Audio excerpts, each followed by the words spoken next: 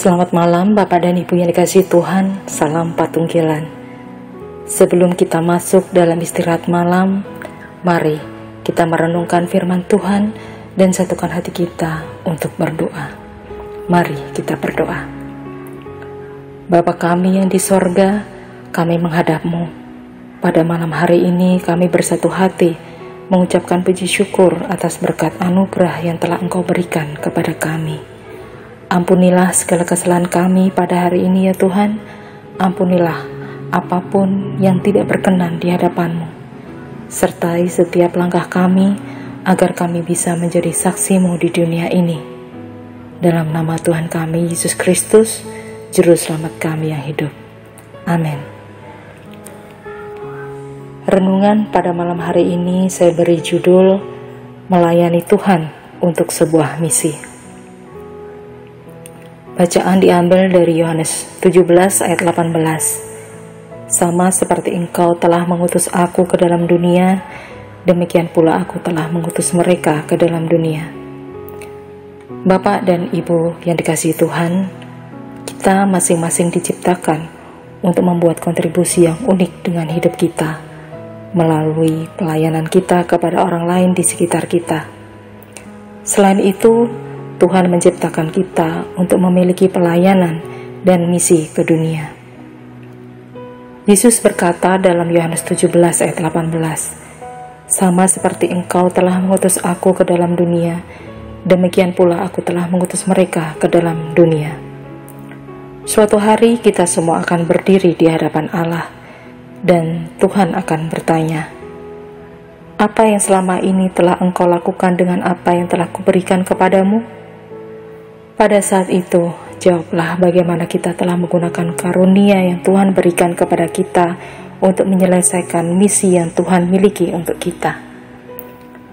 Paulus berkata, tapi aku tidak menghiraukan nyawaku sedikit pun, asal saja aku dapat mencapai garis akhir dan menyelesaikan pelayanan yang ditugaskan oleh Tuhan Yesus kepadaku dan memberi kesaksian tentang Injil kasih karunia Allah.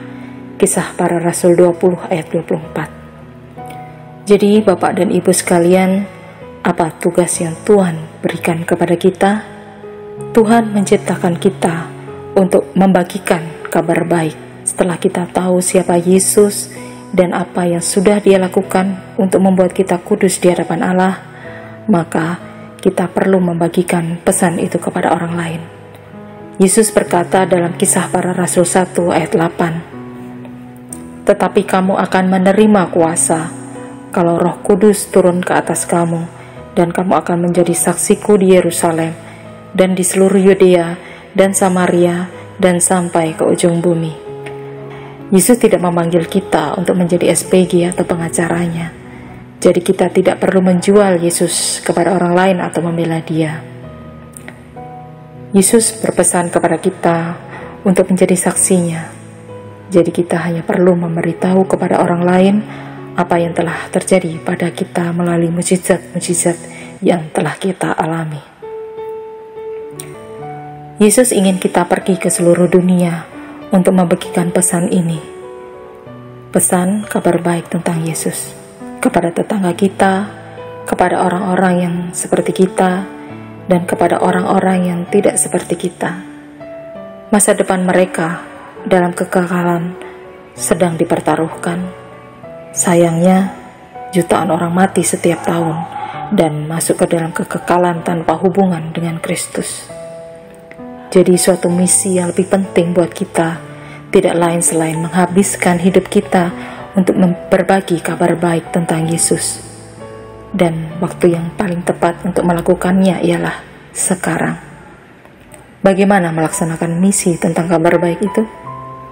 Markus 10 ayat 43-44 tertulis, barang siapa ingin menjadi besar di antara kamu, hendaklah ia menjadi pelayanmu, dan barang siapa ingin menjadi yang terkemuka di antara kamu, hendaklah ia menjadi hamba untuk semuanya. Demikian Bapak dan Ibu renungan pada malam hari ini. Tuhan Yesus memberkati.